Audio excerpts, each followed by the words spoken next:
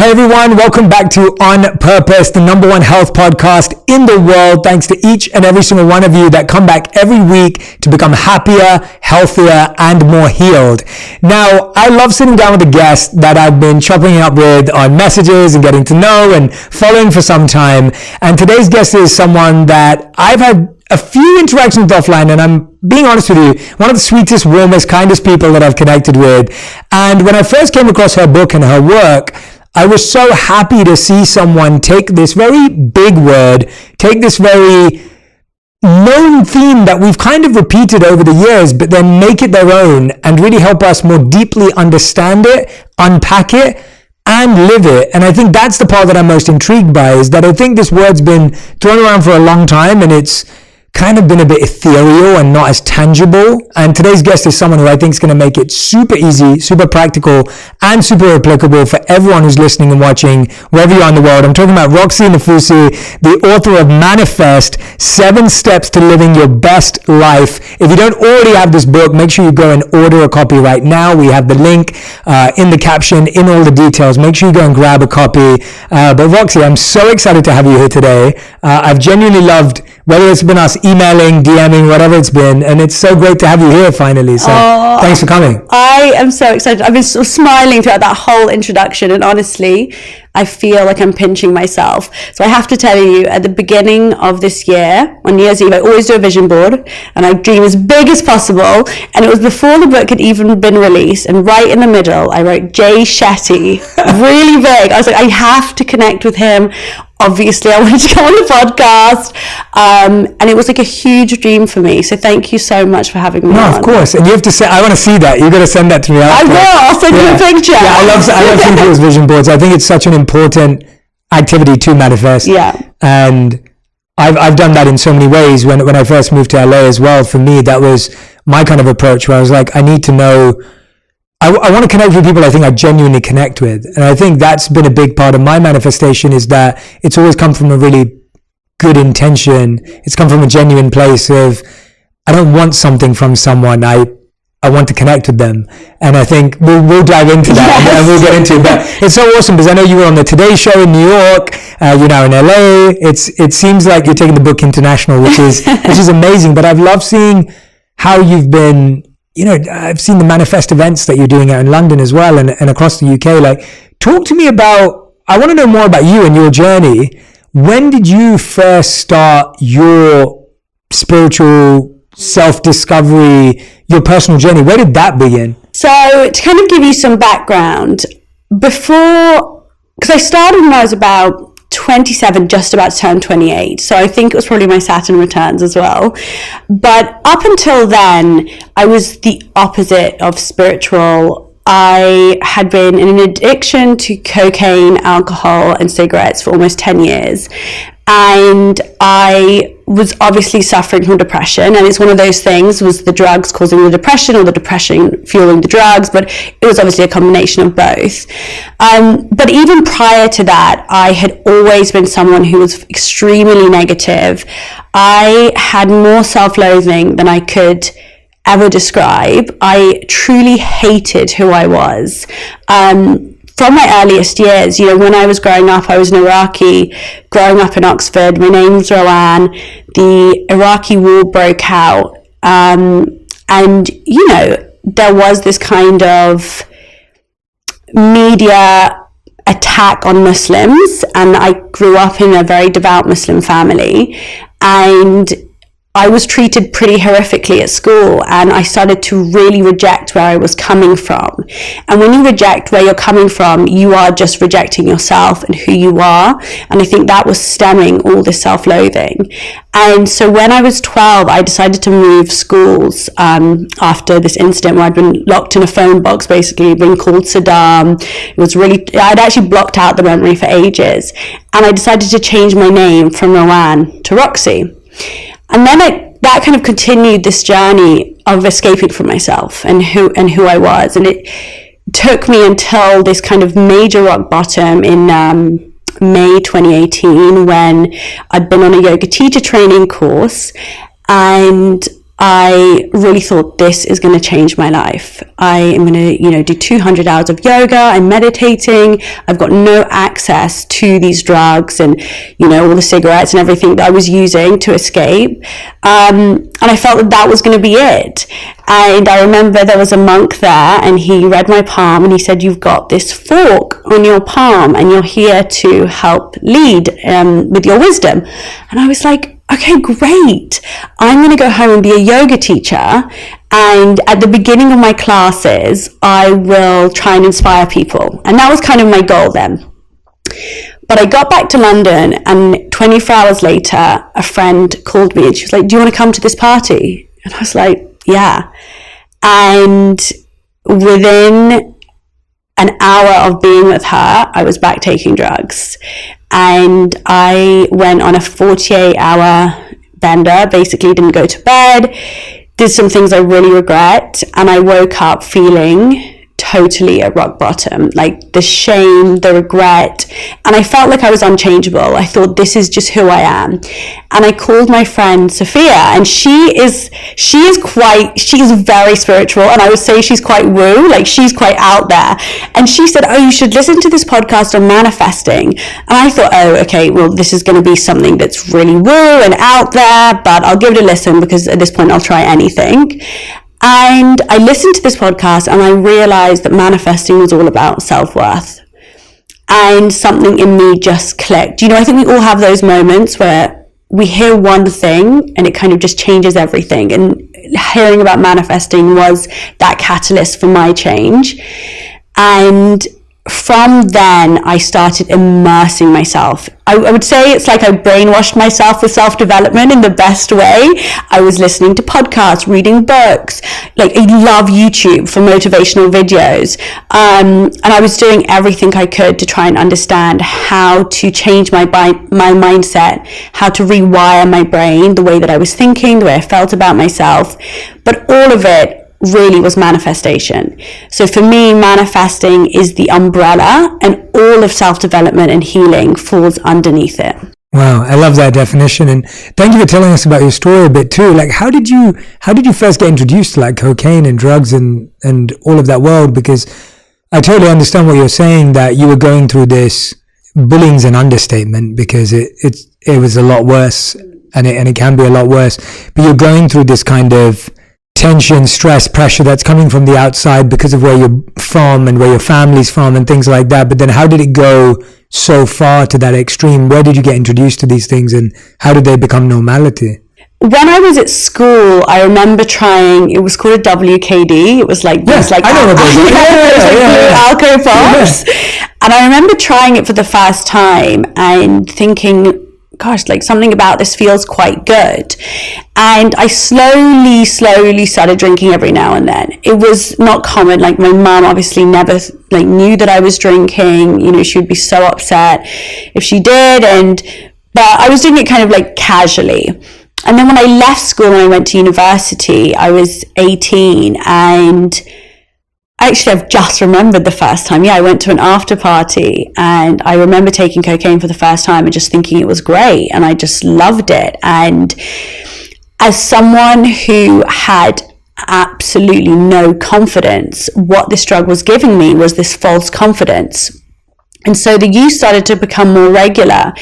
But I actually formed the addiction, I would say, really quite rapidly, because by the age of 22, I was in my first NA meeting. I knew that something was not right, that I was doing it to excess. I would, when I'd be getting ready to go on a night out, it'd be 4 p.m. in the afternoon, and I'd be on my own having a line, because it would give me this false confidence as I was getting ready.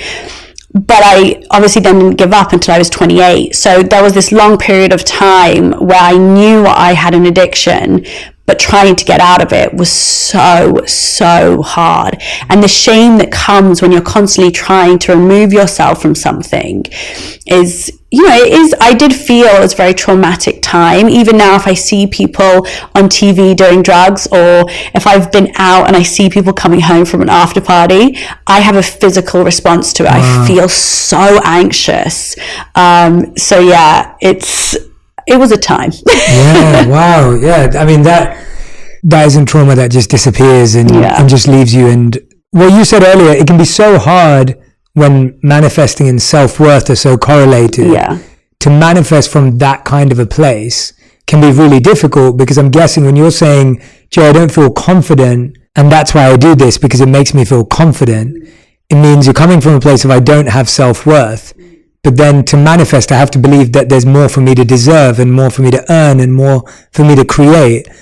And so let's dive into that and keep kind of coming back to where you were too, because how did you learn to manifest for yourself from a place of a lack of confidence and a lack of self-worth? Well, firstly, now in reflection, I was manifesting, but the wrong direction. Right. So I was actually attracting, I think, a lot of negativity to me. And I was constantly thinking, I wasn't making any money. Like, I had no career. I was trying, but at the last moment they'd pull out or they wouldn't want to work with me. And I was for sure manifesting that, because I was kept saying to myself, I know it's not going to work. I know this person's going to cancel. I spent so much time on my own. I was so lonely. Like, I truly know the meaning of loneliness at its like deepest level.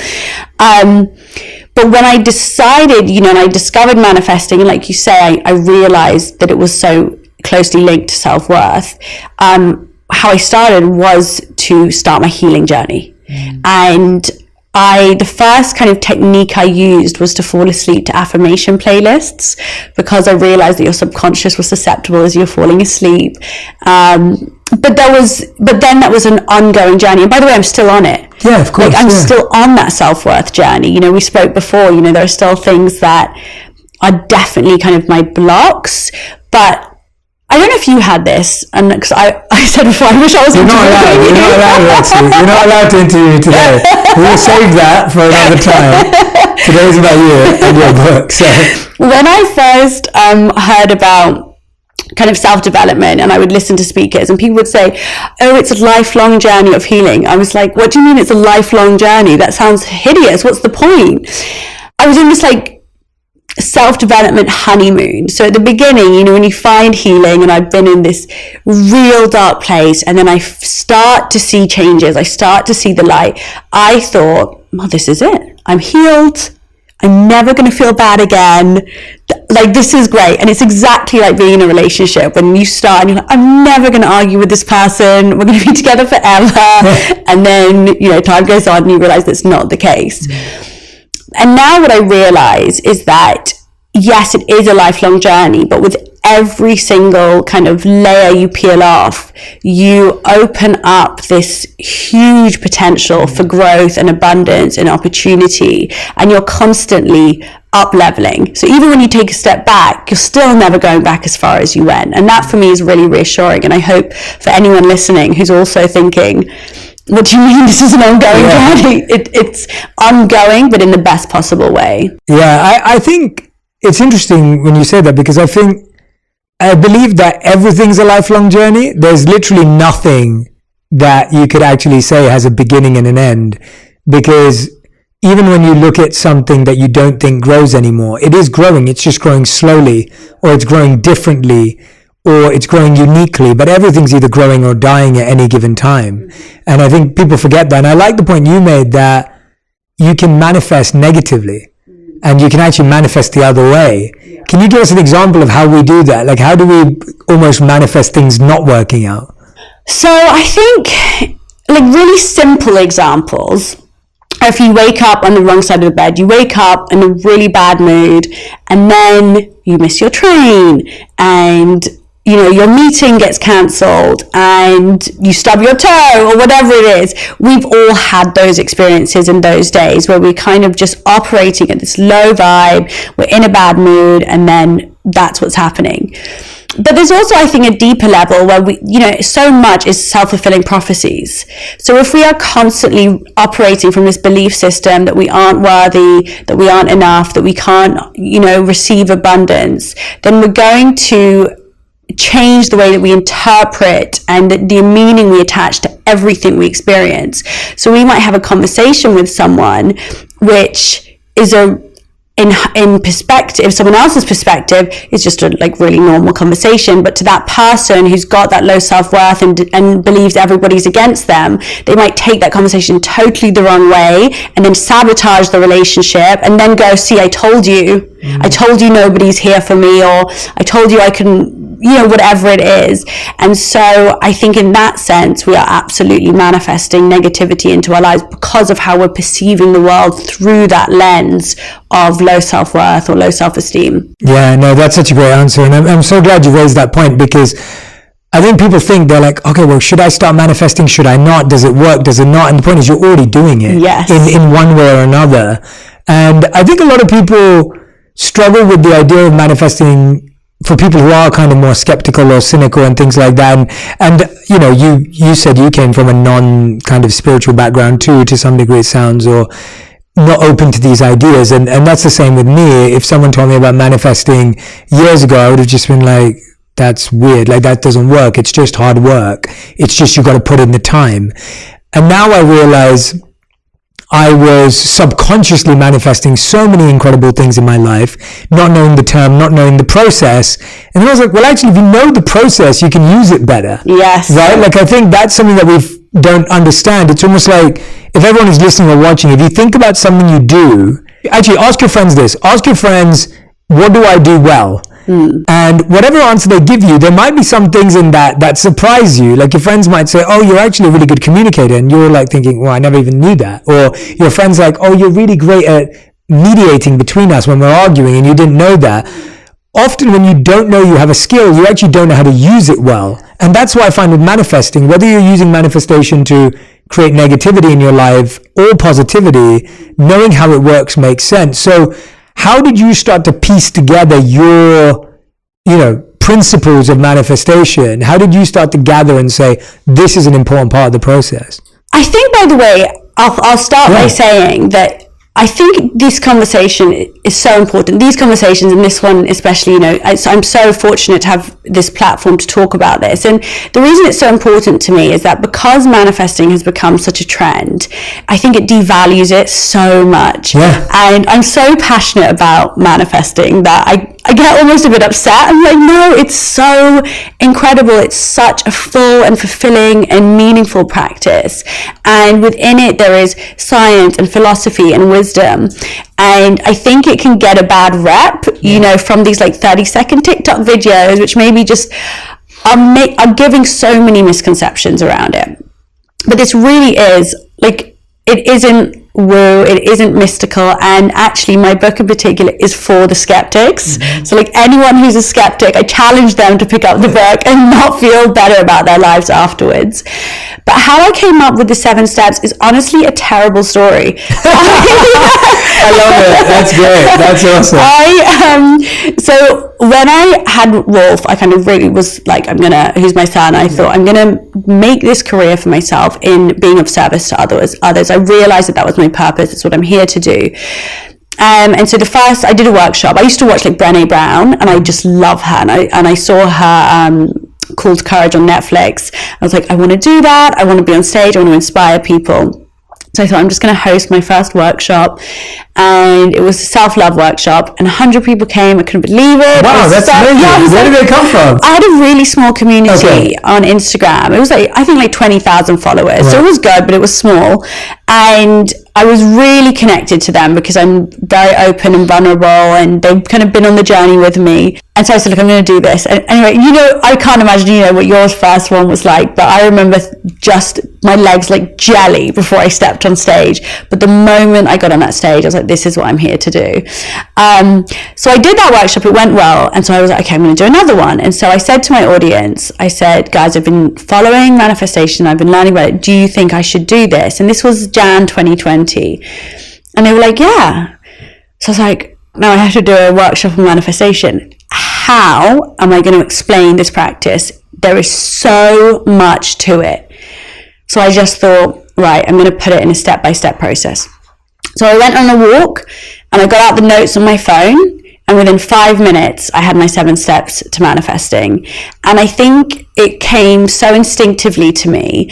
But I made this claim that I said, everything you need to know about manifestation is in these 7 steps. And then I panicked because I was like, this is a big claim. And what if people realize that things are not in these 7 steps? And when I would listen to people talk, I was like on the edge of my seat thinking, I hope there's not something that's not in my 7 steps. But I actually found that everything slotted in to one of these steps. And 100 people came to that workshop in Jan 2020. And then in the pandemic hit, I took them online. 700 people were then on a webinar in Jan 2021. And by Jan 2022, it was a Sunday Times bestseller. So it was a really exciting journey. And I still stand by these 7 steps. I live and breathe them. They are so practical, accessible, and easy for anyone to follow. Yeah, no, the reason I asked that was actually because when I looked through the 7 steps, I really appreciated that you got into things like my favorite ones. And I want to talk about a few of these, but my favorite ones were step 3, align your behavior. Step 6 is probably without doubt my favorite one out of all the 7, which is turn envy into inspiration. And even just the fact that you were considering envy when you talk about manifestation, I found that really interesting. I was like, oh yeah, I've never heard someone talk about manifestation and go there. And also, you know, you obviously talk about overcoming tests from the universe, but it wasn't just about the universe. There were just so many other elements to it. So let's dive into a few of these, because I think I want to give people a sense of some of these steps, and we'll dream and talk about it too. But before we do that, let's talk about some of the misconceptions you mentioned. So what are some of the big misconceptions that you are breaking and debunking the myths of manifesting in this book? Like, what would you say are your ones that stand out to you? So the first one is definitely that manifesting is visualization, that you can visualize your way to success, or if you just think really hard about something or you have a positive mindset, it will come to you. It's just simply not the case. Yeah, there's no substitute for hard work, and you can think as hard as you want about something. It doesn't mean it's going to appear in your hands, because this isn't magic. Okay, I always say it feels magical. Like, I feel like this moment for me is magical. Like, this is incredible. But it isn't. I made it happen. You know, I did manifest it through taking action and following the rest of the steps. The other misconception, I think, is that it's a ritual. So I've done hundreds of interviews on manifesting, and in nearly every one I'll get asked, you know, what can someone do every day to manifest their partner? As if there's one thing you can do, like you can journal before bed, or you can do a visualization meditation. And what these are rituals that support your manifesting journey. But manifesting is the self-development practice. You live and breathe it. Everything you do is part of your manifestation practice. Like the way you show up for yourself, the boundaries you set, the routines you have, the habits you have, everything matters. These rituals are not manifestation practices. They are just supporting the process. And the other one is that you cannot manifest things that are totally out of your control. So sometimes I get asked, can you manifest winning the lottery? I'm like, no, you can't, because it's nothing to do with you. Manifesting is about becoming so empowered and so full of self-belief that you make things happen. And in that, it means that you can't manifest things that have absolutely nothing to do with you. This isn't a game of luck. Amazing. I love those. Those are 3. You can tell that you've spent a lot of time thinking about these, because those are 3 really great answers on some of the biggest challenges with manifesting. And I get asked all those questions all the time too. And I'm happy that you've done all the thinking in between for it. Being clear about our vision, I think that's the one that gets talked about the most when it comes to manifesting. It was like, be really clear, be really specific. You hear the old examples of Jim Carrey wrote himself a $10 million check, and then, you know, then he got, I think it was Dumb and Dumber that he got a $10 million check for. You hear those stories of people who are really clear, like specific about the amount, specific about the person, specific. Talk to me about your key tenets of being clear about the vision. And interestingly, by the way, this is the shortest chapter in the book, but it's the one that people spend the most on. But it, of course, is important. I mean, from a neuroscience point of view, when we have these really clear goals and when we do visual rehearsal a lot, we prime the subconscious parts of our brain to reach that goal by filtering out unwanted information and seeking out opportunities that are aligned with them. So I like this step, and for its kind of ability to give us this kind of opportunity to actually figure out what it is we want from life. Like, who do we want to be? What do we want our lives to look like? But more importantly, what do we want our lives to feel like? You know, and I think that actually just giving ourselves that space to be really vulnerable and open and step back and go, do I want something different? Do I want to be in a totally different industry? Do I want a different kind of relationship? You know, am I actually happy where I am now or not? So I think it's creating a vision board, I always say, which, you know, is just creating a visual representation of what you want your life to look like, is a really sacred experience. It's why I encourage people to put them away. There's two camps on this. Some people love having their vision boards out where you can see. I think they should be put away because I think you have to be so vulnerable with your dreams. You are not going to be really honest about what you want if you think your mom is going to walk in and see it on your wall or your boyfriend's going to see it on your screensaver. So having this kind of clarity and bravery and courage to actually be honest about what you want is all really integral to this step. And a kind of practice, a ritual that I like that supports this is a visualization meditation. For me, I fall asleep every night to one, every night. But yeah, it's a really simple first step, and I just think it is about this kind of clarity for yourself. Yeah, I think that's a great answer. I think so many times, and that's why I knew I wanted to talk to you about manifesting, because I've heard so often in the manifestation world, someone say, yeah, well, pick your goal. Like, what is it? Visualize it, think it. And I'm like, well, actually, it's so much more about what you said. It's so much more about who you want to be and how you want to show up in the world and how you want to feel. Because when you ask that question, you then realize, oh, wait a minute, is that thing going to make me feel that? Probably not. Yeah. And so I'm going to reflect on this back for the audience with my journey and how it makes sense. So when after I'd left the monastery and I was working a corporate job so that I could pay my bills and take care of everything, around 2015, end of 2014, beginning of 2015, I felt like that. I felt I was doing good at a job that I didn't really see a future in, but I knew that my purpose was to help people and serve people. And I was trying to do that on the weekends and evenings, but there was only so many people I could connect with, and there was only so many people I could touch because I didn't have that much time and energy. And there was a part of me that felt, well, I have to share this with more people. And so that's when I started exactly what you're saying, where I started looking into what will make me feel like I'm connecting to people. I've already helped a few people very deeply. What is it that I'm looking for? I'd already worked and coached a few people and gone all the way with them, but I was like, I want to touch more people, and I want to be able to reach people who their company can't afford this. They're not doing this because they have to have a coach as a business. It's like, this is for anyone and everyone on the planet who can access it for free, who's just like me as the kid in London who grew up with no access to any of this, but got lucky that I met the monks. How do I reach that person? And so I fully agree with you. It was in that moment that I decided what I wanted to feel and who I wanted to be, even though I had no idea what it looked like. Yeah. So if you asked me to describe where I am today, which is still on the journey, I would never have described any of this in any specificity because I just didn't know.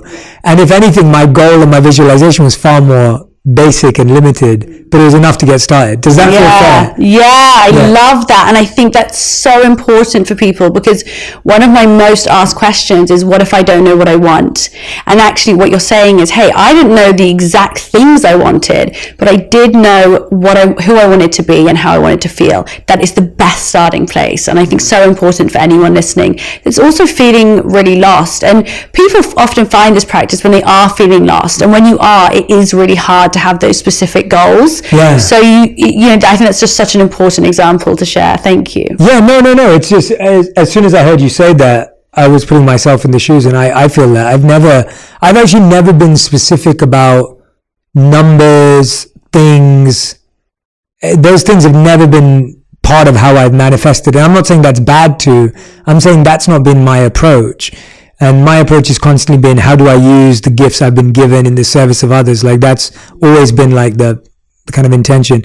But moving away from that, we have this idea of, like you're saying, people are not always clear about their goals. They're not always clear about what they want. But then what usually hits is this fear and self-doubt.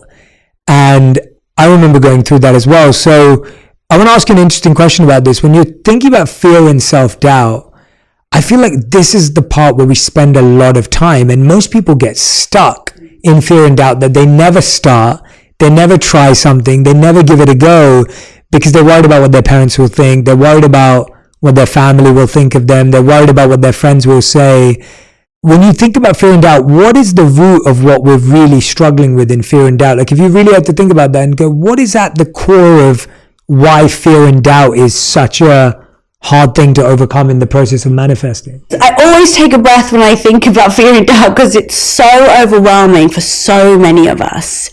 And it was the hardest chapter to write. I believe that. Because how do you even begin in one chapter to describe how to begin that healing journey? I think that, we're born into this world kind of full of confidence and self-love. And, I always look at Wolf, and he comes home and he's obsessed with himself. And I love it. You know what I mean? Like, he's adorable. Thank you. And, he's not coming home from nursery like, oh my God, Mum. Like, you will never guess what I said to Oliver today. He's not got that kind of self-consciousness. He thinks he should have everything he wants. And rightly so. I mean, I'm the biggest pushover as a mom. I'm definitely making that much worse. But I love that kind of youthful confidence and belief that they are deserving of everything.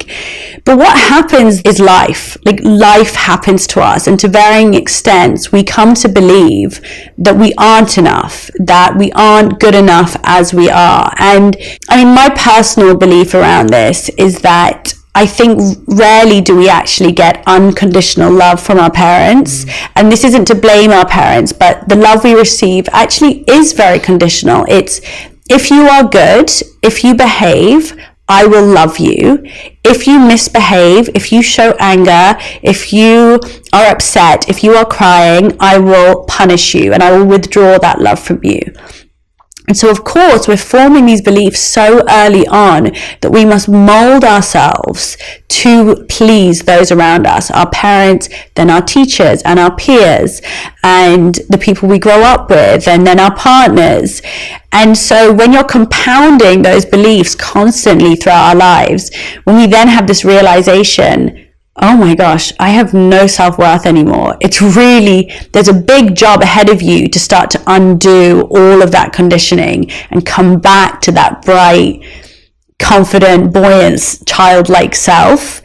But I think that the trick is just to begin. Is to begin with from a place of compassion. We can kind of judge ourselves for having the fear and doubt in the first place.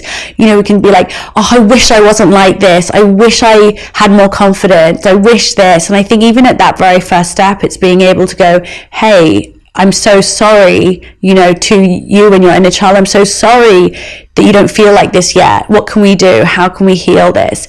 And then finding ways that work for you to, whether it's literally reprogramming your neural pathways and reprogramming your belief system, or I mean, just it starts to come into everything that we're doing, into changing how we feel about ourselves. And for me, it's been the most profound journey I've ever been on. For me to be able to sit here and say, do you know what, I really love who I am, is something I am so grateful for, and so grateful to manifestation for, because I absolutely didn't think it was possible, like I know many people listening will feel. Yeah, we either put up a facade of confidence, or we hide our insecurities, or we try and find a way to disguise the anxiety that we feel about ourselves in order to cope with the world outside of us. And I think for me, I did that for many, many years. And when I started to feel like I wanted to walk this path, the fear and doubt that came in was fear of failure. There was a doubt around if I had the skills or the ability. And just overall, I think my vision had shrunk. And you're so right. If someone asked me in my teens if this would have been possible, I would have said yes. But if someone asked me in my 20s, I would have said no. And so it's really interesting to see that stark comparison. If you asked me as a 15-year-old if anything could be possible, I would have been much more broad-minded. And at 24, I'd become much more small-minded, because you start thinking as to what's real and what's possible.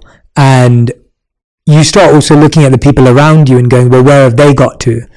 And then you start kind of, creating a little hierarchy. Yeah. The comparison of where I am. I love what you're saying about getting back to that childlike exuberance and vibrance. I think that is the core. I think that's a great answer, because I feel like that now too. I'd say the happiest I think I feel now is that I think I still allow myself to be a kid. And that a kid in thought, a kid in activity, a kid in the idea of play, the idea of treating work and business as play, the idea of not taking it too overly seriously, where it stops being an expression and starts to become, too structured. And of course, there's times in which you have to be the opposite. So I get that as well. You talk about self-care being a big part of that through that time. When you talk about self-care and self-love, again, words that are so thrown around and just so overused that they've lost their value. How have you looked towards self-care and self-love through the process of fear and doubt, and in a way that actually helps you through that toughness? So I think for me, I started to realize early on that self-love was something that we could nurture in every decision we were making. Mm-hmm. From the minute we wake up to the minute we go to bed, we have an opportunity to either boost our self-love and cultivate it, or the opposite.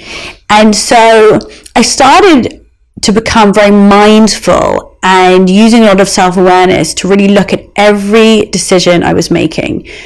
What time I was waking up, if I was snoozing my alarm, when I was saying no to things that I actually didn't want to do, and when I was just saying yes to please others, how I was eating, how I was moving my body.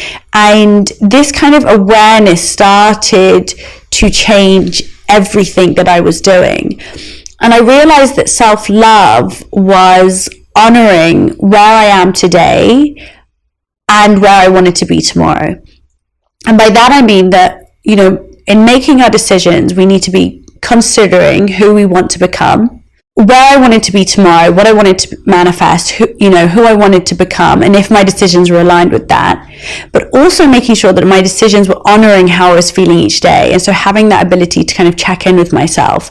So on days where I was feeling like Superwoman, when you wake up, you've got so much energy. I knew on those days I could really push myself harder at work. I could, go harder in the gym, whatever it was. And on the days where I was waking up and because look, life is still stressful. You're not going to learn to manifest and everything is perfect.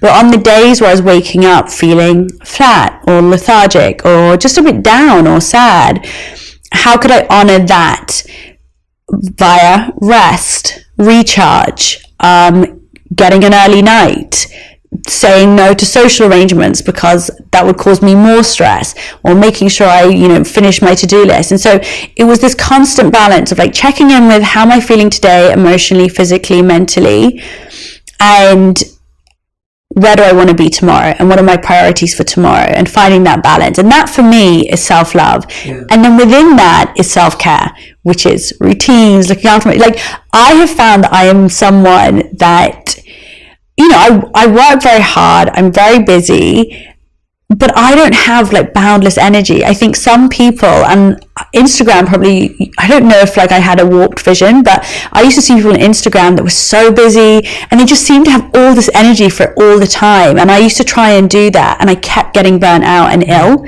and I would get the flu and my back would spasm, and I realized that my body just can't handle that level of adrenaline and stress for long durations.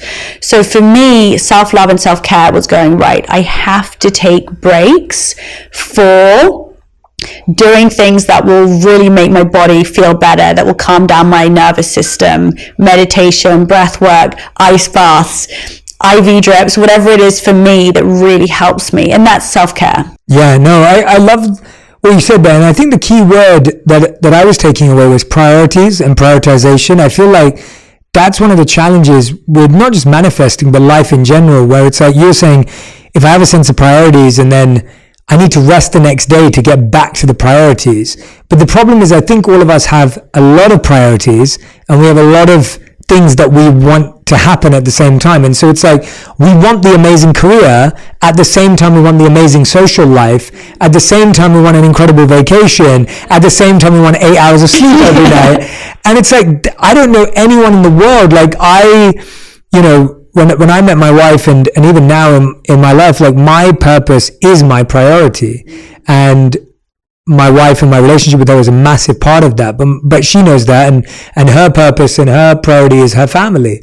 And so we have these, what some people would think of as competing priorities. And I don't see them as competing. I just see them as priorities that are different.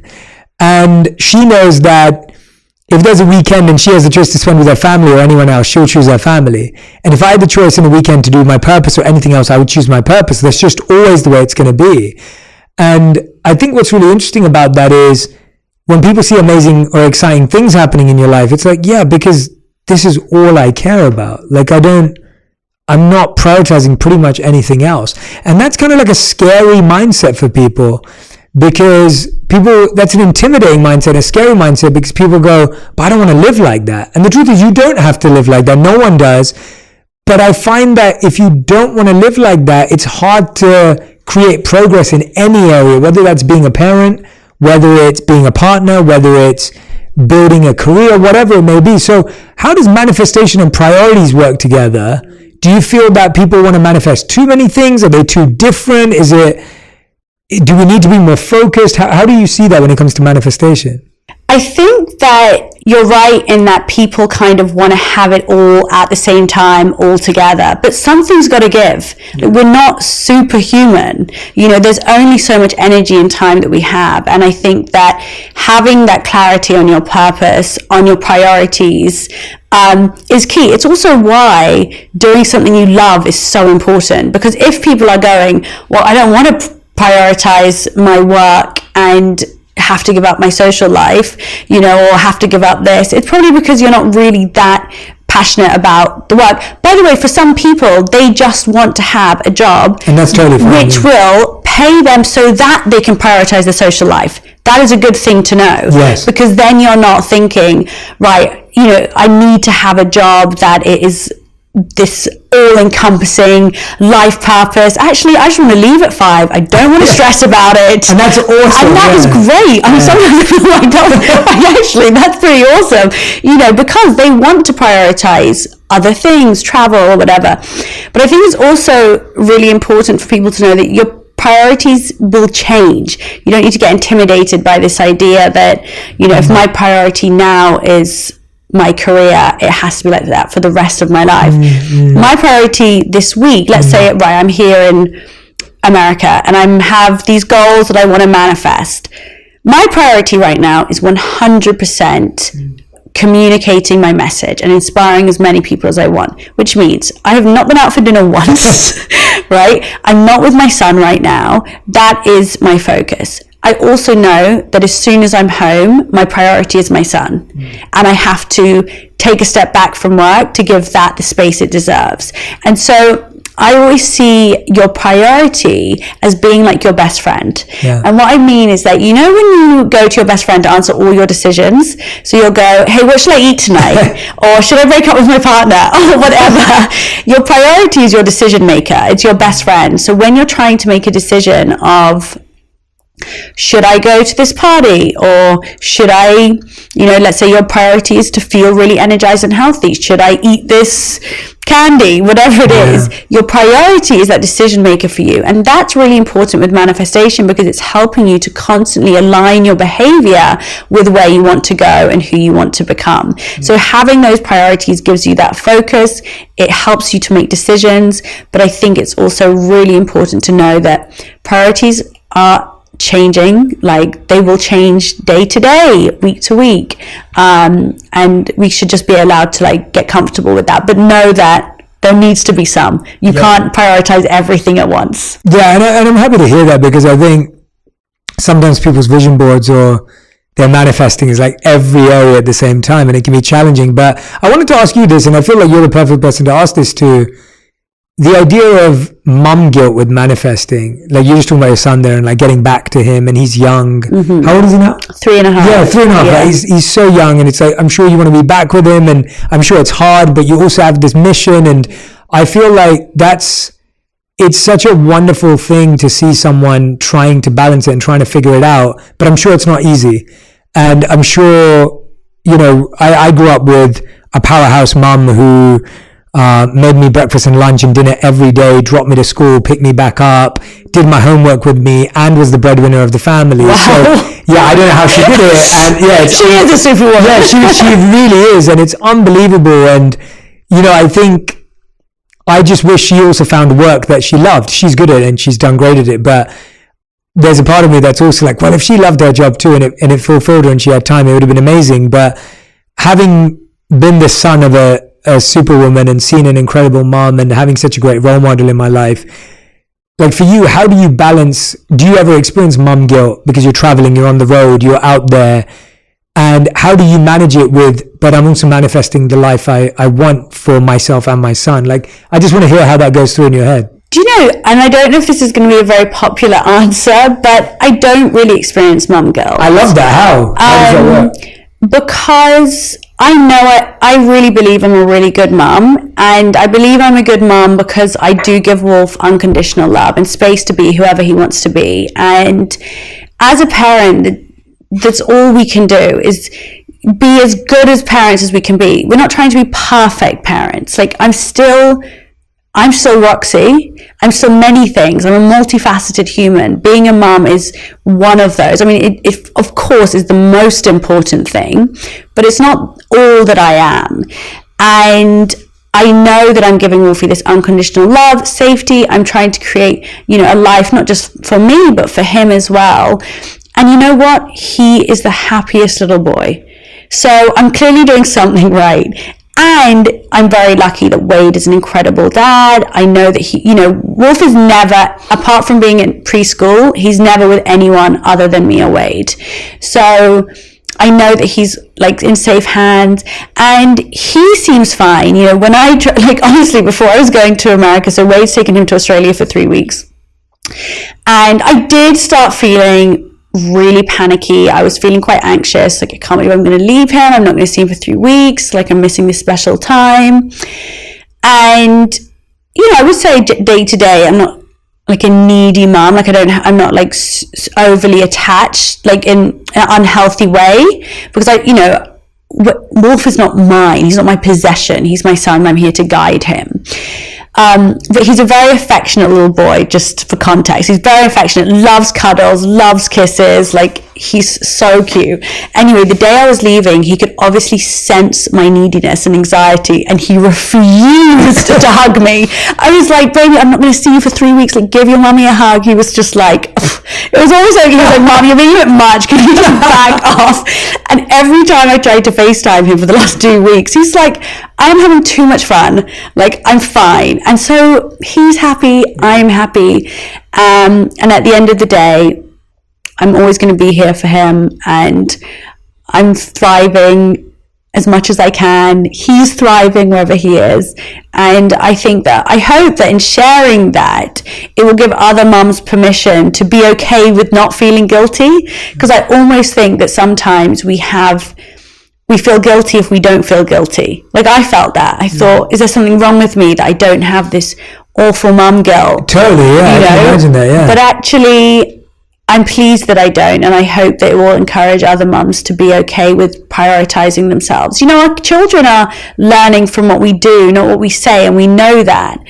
And if we are showing them that we respect ourselves, that we honor ourselves, that we want the best for ourselves, they are going to respond to that and learn from that. And it's a really important example to give. Yeah, I think I love hearing that. It's refreshing. And the part that I was extrapolating from that was that it sounds like you've defined, at least internally, what you believe it means to be a good mum for yourself, for you, for Roxy, who you are. And if you have that definition, then you can live up to that. Now, I may have a definition of what a good mum is, and obviously I'm saying this hypothetically, but it's like if someone was to compare their definition to mine, or mine to theirs, or X to Y, the problem is you can start adding a lot of pressure to your plate, and as you said, often get the pressure of, well, I have to be everything and anything. And when I was reading your book, you have this beautiful dedication to Wolf, which is for my son Wolf, be whoever you want to be. And I love that. And I was thinking, when you changed your name, it sounds like that was a moment where you were becoming who you wanted to be. How did your parents respond to that? Like, how did your family or extended family feel about you changing your name? You know, I think I was so headstrong, even as a child, that my parents, for me, it wasn't like I was asking my parents. I was like, this is what I'm doing and I have to do it. I'm the youngest of four. My brothers and sisters just, mocked me. Obviously, that's what older brothers and sisters do. They thought it was ridiculous that I was now Roxy, and they still don't call me Roxy. They all call me Roanne. Oh, wow. But I love that. But yeah, they didn't try to stop me, which I think was really nice. I think that's important. And I do feel like a Roxy, and I love when people say I love your name. I'm like, thank you, I chose it. Well, yeah, why Roxy? Where did it come from? Oh, I don't know. I was with a friend and we were like, what should we choose? And then it was that or Rocky. I'm glad I chose Roxy, but we changed it to an IE because I didn't want to be like the surf brand. Yeah. No offense to the surf brand, but I want something unique. Yeah, and I think that's really important, because so much of who we are is not chosen by us at the beginning of our lives, and then it's important that we start choosing. So at the beginning of your life, so much is chosen for you, and as we get older, we only truly become who we are and who we want to be if we start choosing that. And choosing your name is quite a big identity shift. It's not small. Yeah. And choosing it as a kid is really hard, because, like you said, you could have ended up as Rocky, which could have been, can you imagine that? We're living a very different life. Yeah. Isn't that weird? Yeah. Like and also I kind of, for a time I felt, in Aligning Your Behavior, I talk about kind of stepping into the character of yourself. And I guess for some time, Roxy gave me this character of someone I wanted to be. Like, I wanted to be more confident. I wanted to feel like I was included in school, and so it gave me this kind of space to do that. Eventually it's just become who I am, but there was always, in that time when I was in my teens, it was like Roxy was the social me and Roanne was the me at home, and now I kind of liked that, in a way, but now it's merged into one. For me, my identity became class rebel, class clown, the bad kid in school. I can't imagine that. It was really bad. If you speak to any of my friends from the age of 15 to 18, they would just be like, Jay's a totally different human today. Like, not in the sense of how I am with people, just what I was into. And that was the part where I was struggling, where in my heart, I've always been the same person I am today. It's just, I didn't think that, for a long time, I didn't believe that vulnerability was strength, or I didn't feel that love was good, or that I didn't feel that serving others was aspirational, because that wasn't rewarded around me. So what was rewarded around me was, who's a rebel, who's a clown, who can get away with stuff. Like, that was what was rewarded or praised by your social circle. And so then I was just pretending to be someone that I wasn't, even though it felt so uncomfortable.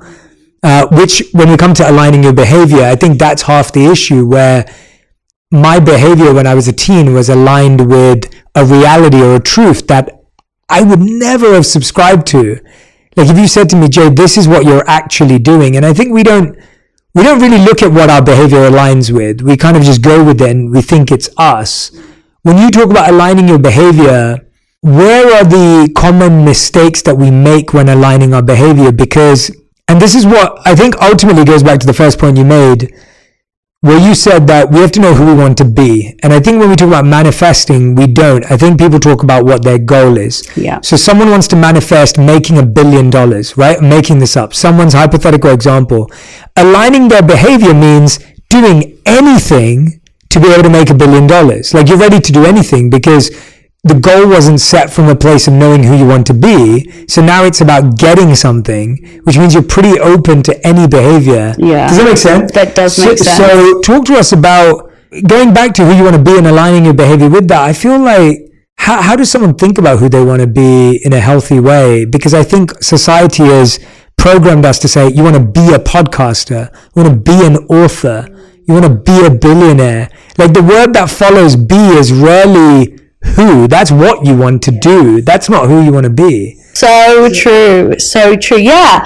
And I guess it is, it's about with who you want to be. It's, for me, that means kind of how you want to show up to the world, what values are important to you, what relationships you have, how you want to feel within yourself, how much integrity you have. For me, for example, I really wanted to be someone who was really confident in themselves and confident in being a kind person. So it's really interesting that you touched on that. But being kind wasn't cool. Right, at school, totally wasn't, the people that were cool were the ones who were a bit nasty, who mocked other people. Even when we would watch TV shows, all the cool kids were kind of the mean ones. And even like if you would look at like in the PR and fashion world, like the mean people were kind of glamorized. And I've always been quite a gentle, I think, really nice person, and that was something that I used to be quite ashamed of in a way. Yes, and I used to think that people would just look down on me because of that quality. Same. And so for me, I wanted to be able to just really be authentic in my kindness and go, hey, I actually really like that I'm sweet to people, and I'm not going to judge myself for it. I want to be someone that thrives in it, that loves myself for that quality. And I know that the right tribe will come to me for that. And I think it comes back to this point you made earlier about when we were talking about fear and doubt. You said, there's so much worry about external validation. And in the manifesting process, one really important thing is that you have to be able to let go of the need for approval from others. Energy is directional. You cannot be constantly focusing on what other people want from you while simultaneously focusing on who you want to become. You can't go both ways. And I describe it like this. I actually describe it like this in my next book. But imagine you're running a race and you want to get to the finish line. If you're running this race and you're looking over at the person next to you to see how far they're going, or you want to see if they're looking at you, you're going to trip and fall. You have to stay completely razor sharp focus on your own lane, on your own journey, on your own alignment, on who you want to be. And for that, we have to be able to live knowing that and being okay with the fact that not everybody is going to like us. It has been the most liberating thing for me to understand that I don't need to be liked by everyone. As I'm growing and spreading my message, some people are going to love me. Others are going to find me really annoying. They're not going to like what I say. They're not going to like how I say it. And that is okay. And one thing that helped me be okay with it, and I hope will help some listeners be okay with it, is that nobody on earth is universally liked. When I realized that, everything changed. If I look at my best friends, at people I inspire that inspire me in the media, celebrities I love, as many people love them, there are others who can't stand them. Absolutely. And that was really reassuring for me. I was like, hey, these people that I love have people that don't like them. And hey, it's the same for me as well. And that it set me free. It set me free, and it gave me the space to be myself. And in that, I was able to let go of this need for external validation and this constant desire to be what other people wanted me to be, and actually just be who I am. And as soon as I did that, everything started aligning. The universe started supporting me, and I felt like, I said in the beginning, this isn't magic, but it feels magical. I feel like my life is magical not because there aren't stresses that I have to overcome, but because I'm living in true alignment with who I am. Yeah, I love that phrase of it's not magic, but it feels magical, because I think that's the issue with manifestation, that it's always been presented as magical and in that way. And like you're saying, that the actual method is not magical. The method is structured and there's a process and there's a system, and then the result is magical. And that really aligns with me. I really, I've never heard anyone say that before, and I really love that. Like, it really resonates. And I can say the same for me. Like, I feel like I live a miracle every day, but I know the process isn't that. And I want to talk a bit about that part of aligning the behavior is getting good at doing things when you don't want to do them, and getting good at things that you may not have wanted to get good at. Like, I think people feel that people who manifest their ideal life, they wake up and they do only what they want for 24 hours in a day. I don't think that's fully true. And I think I felt misled for a long time where I was like, yeah, I love what I do. And I realized I do love what I do, but I also do a lot of what I don't love doing in order to do more of what I love to do. And I feel like that's where a lot of people leave the journey, because you start doing what you love. So I started making content, which I loved, and sharing this message and speaking on stages. And then all of a sudden I had to think about building teams and organizing and growing, which wasn't stuff that I would say I love doing compared to doing this.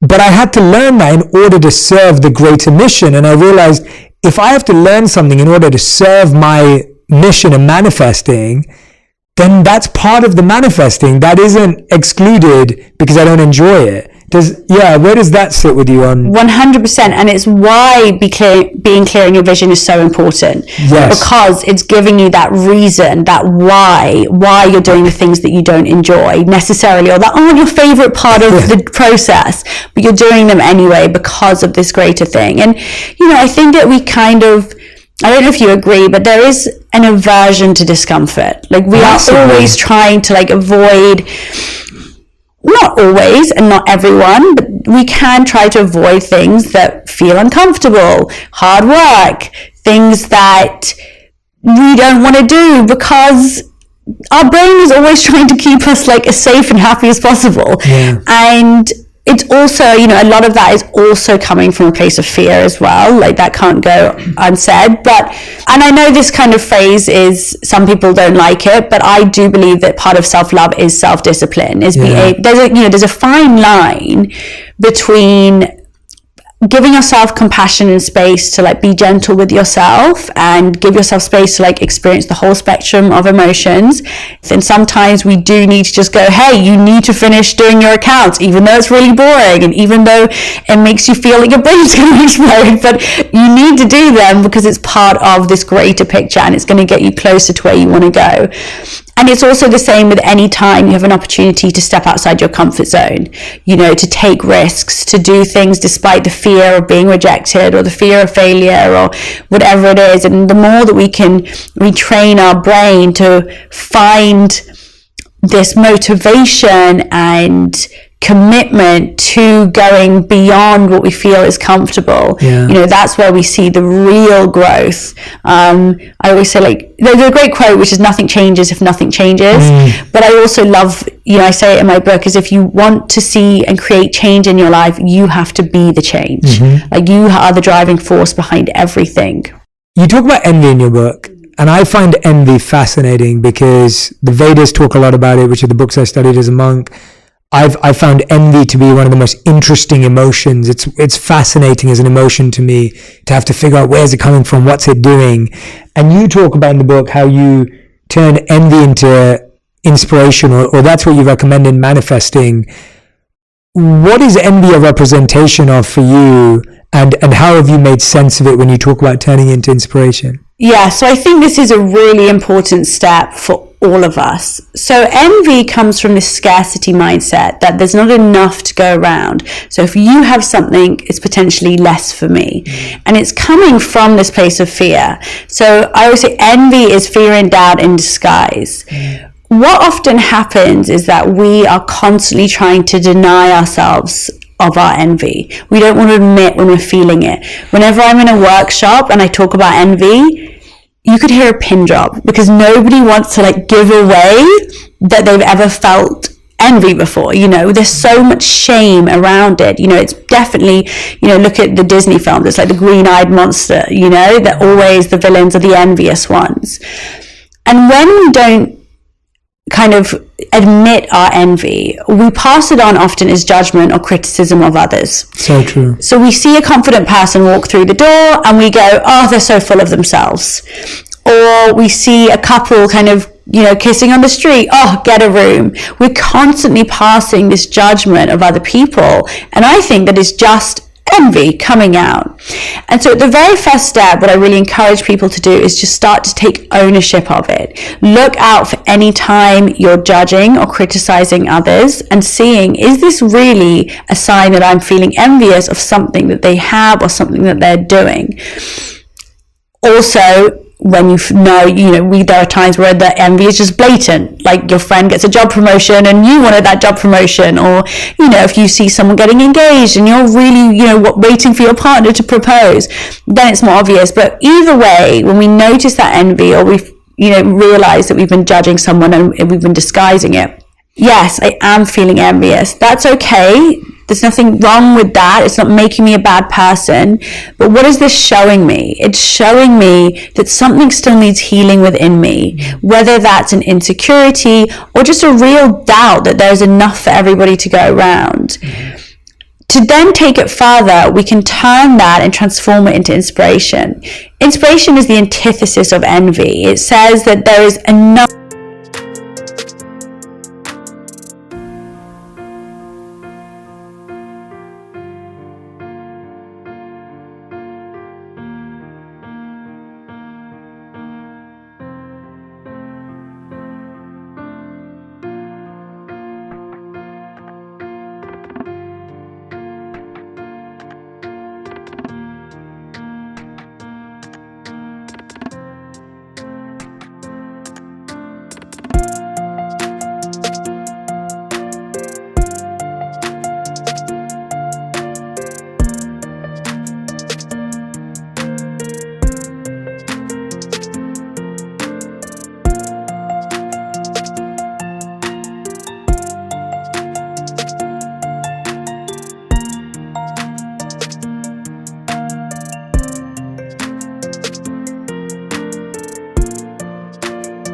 for us all. It comes from a really abundant mindset. What you have something and I can have it too. And I truly believe there's an abundance of love, success, happiness, and money in the universe for us all. And so what I encourage people to do constantly is try to get into this habit of turning that envious thought or feeling, first by owning it and being compassionate around it, and then transforming it into inspiration. So for example, if you see someone getting married and you're going, oh my God, everybody's getting married around me, I'm so jealous, you can transform it to, isn't this another beautiful representation of love? I can't wait to have that for myself when the time is right.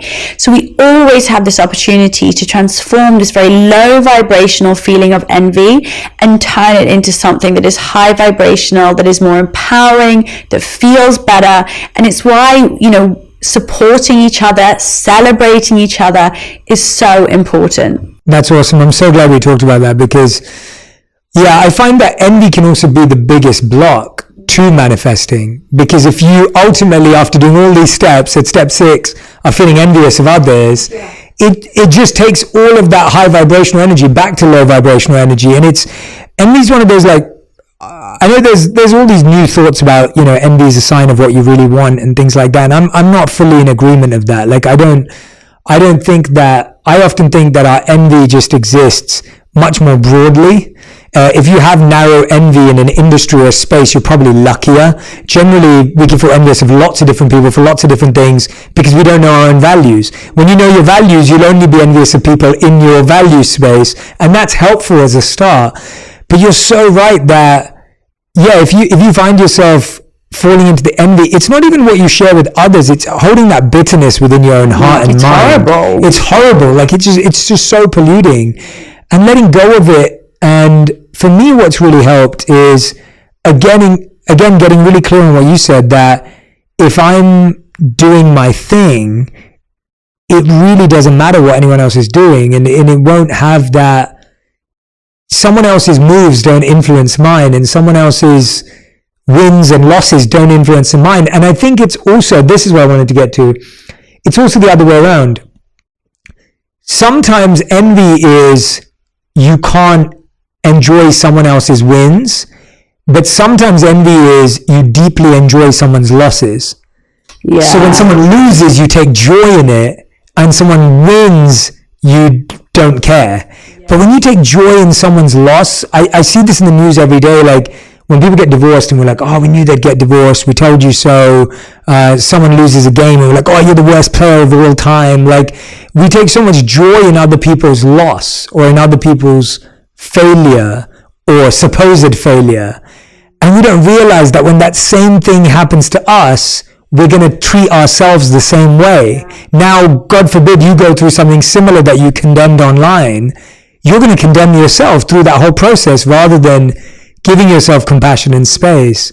It's so true. I similarly, I always say that every time you're judging someone else, you are compounding and building this fear that other people are judging you. Yeah. And that you will then judge yourself more. So actually, the less we do it for other people, the less we find joy in other people's losses, and the less we find ourselves judging and criticizing others, actually the less we'll do it to ourselves or fear that other people will do it to us as well. Yeah. So I think it's a really, really important one to talk about. And I think, personally, it's something that's really empowered me to manifest because, like you say, of course it's a big block, because if I was, when my book came out, I'm going into into having a career in the self-help, industry, let's call it.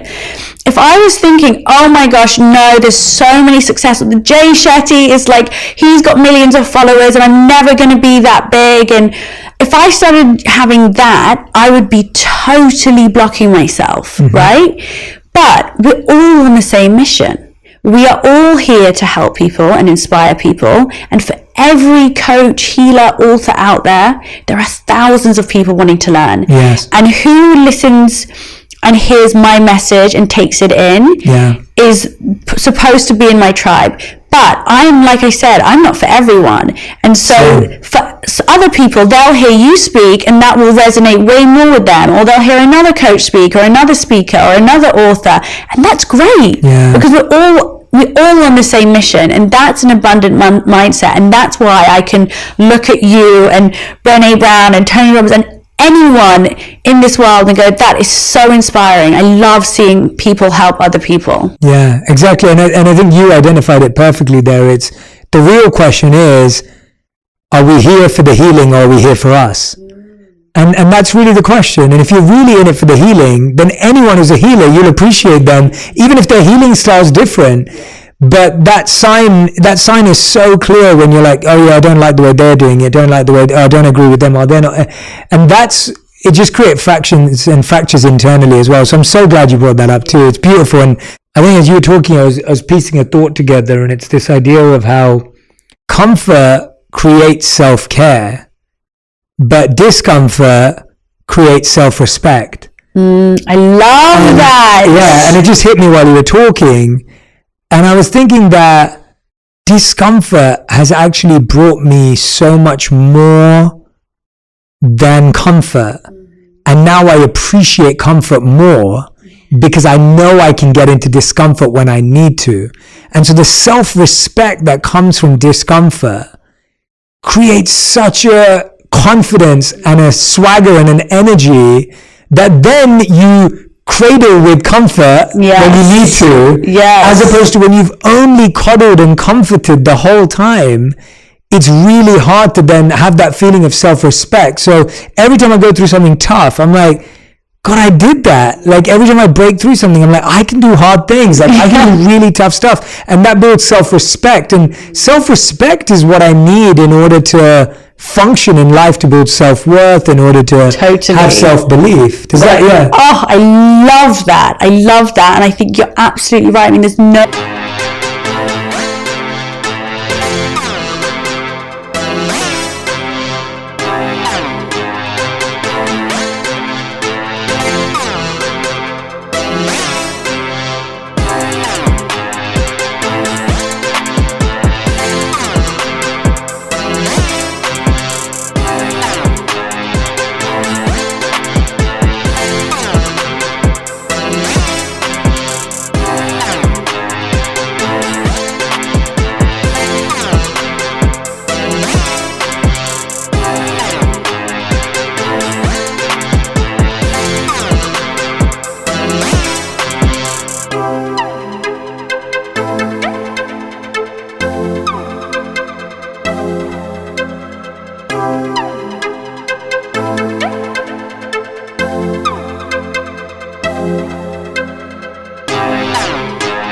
no better feeling than doing something that you thought you couldn't. Yeah. Or being able to have that mindset. You know, even little things. Like for me in my ice bath yesterday, 6 minutes, I was like, this is so hard. 6 is good. That's amazing. 6 is amazing. Yeah. I was like, I'm so cold.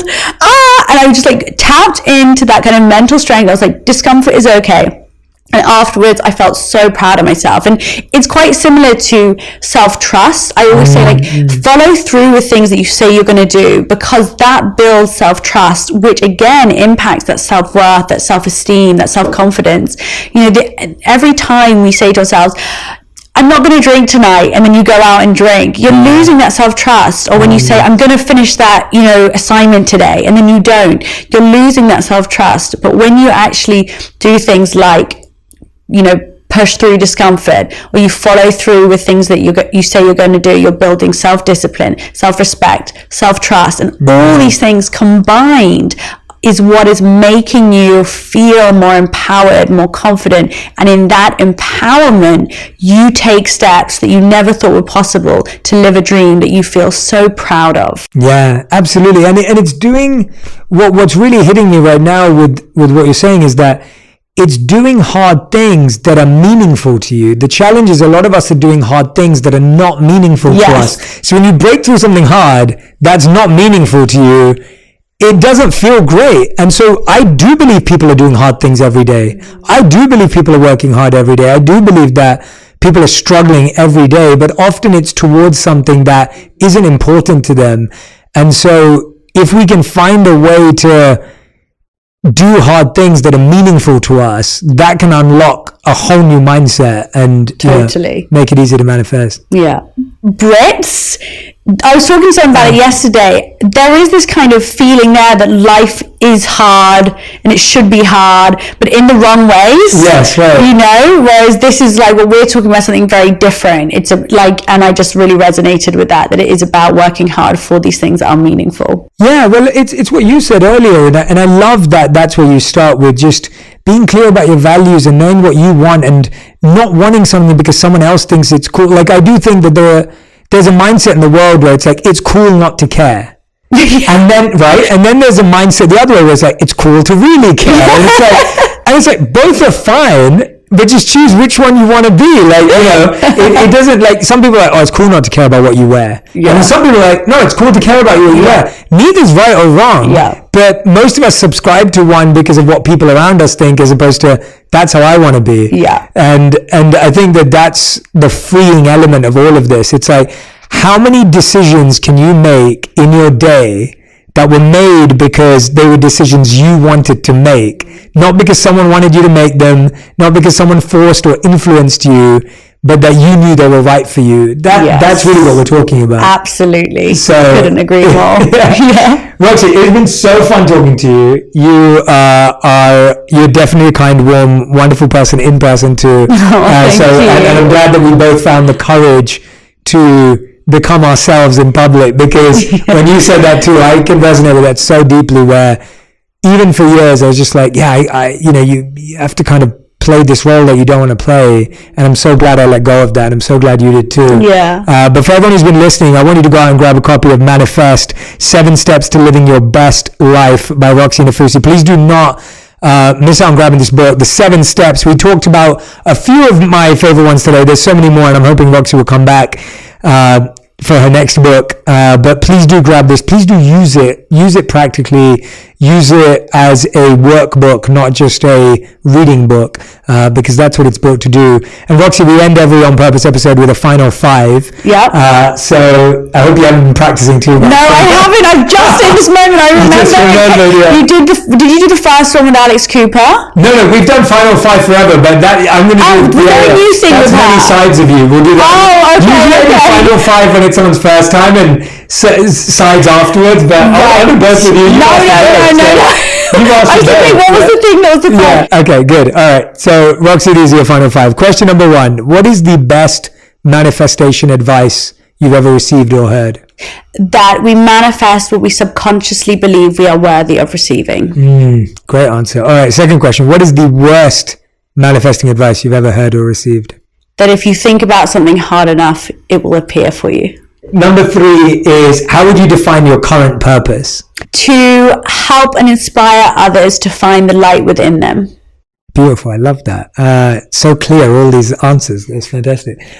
Question number 4 is, I love that you talked about keeping your vision board like private and sacred and like more internal. Like, where do you keep it? Do you do it on a board, a pad, a journal? Like, what's your way? I have the most basic vision board you have ever seen. For someone that talks so much about manifesting, it's actually quite embarrassing. I have really terrible handwriting, firstly, I'll say. You'll see on the side book. But I get like an A4 piece of card, and I write in felt tip pen. Brilliant. I love it. And that's it. Y'all sorry, I'm going to send you a picture. It's just felt tip pen, bullet points of everything. I'm not a very visual person in terms of like, I don't like using the magazines and stuff like that. It's just bullet points, to the point, all the words, all the things I want. I kind of put some headers on it. That's it. And then I tuck it on the floor under my wardrobe. I love it. That's brilliant. That's fantastic. That's great. 5th and final question. If you could create one law in the world that everyone had to follow, what would it be? I would love if there was a ban on bitching about other people. Like, I just think it's so toxic for ourselves. Because if there wasn't that, we wouldn't have this constant fear of what other people think. And then we would all be living in alignment. Yeah. So, yeah. That's a great answer. Yeah. If we had the ability to evaluate and assess what people were doing and saying, as opposed to directly going into that negativity. Yeah, I love that. Everyone, the book again is called Manifest: 7 Steps to Living Your Best Life. Make sure you go and order your copy now. Roxy, thank you so much for doing this. Thank you. It's been such a joy talking to you. I've made so many great connections in this conversation, which is what I count as a good conversation, is that you've inspired me in so many ways and so many ideas that came out, and I'm so grateful that you're doing the work you're doing. Thank you so much for leading this path to redefining manifesting. Thank you. And everyone who's watching or listening, make sure you tag Roxy and I on Instagram, on Twitter, on any social media platform you use, on TikTok. Share your highlights from this interview. If there are any clips or any insights that stood out to you, please